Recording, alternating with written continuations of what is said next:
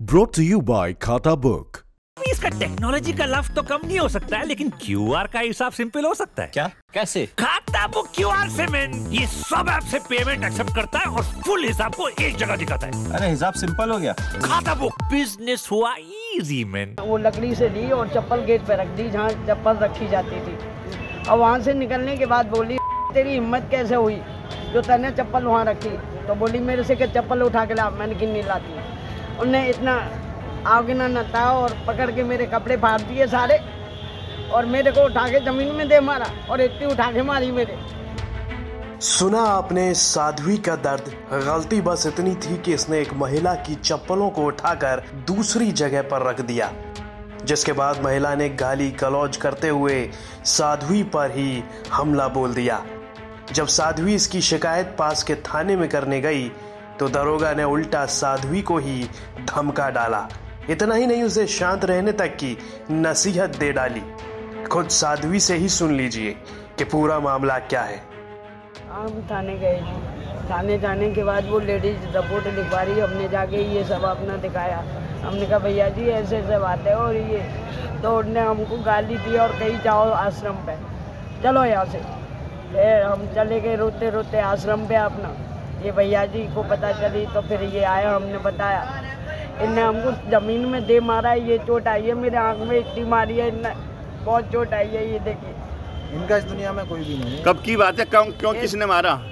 वो लेडीज ने, रघबीरी नाम है, उसने और उसके पति ने इतनी उठा करके दी कि मार दे इसको जान से, और वहाँ कोई भी नहीं था।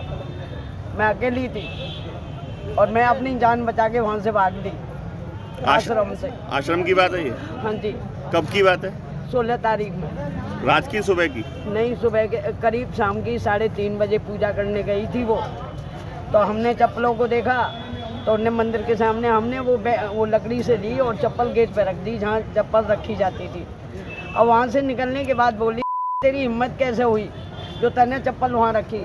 तो बोली मेरे से क्या चप्पल उठा के ला, मैंने क्यों नहीं लाती। उनने इतना आगे ना नता और पकड़ के मेरे कपड़े फाड़ दिए सारे, और मेरे को उठा के जमीन में दे मारा और इतनी उठा के मारी मेरे।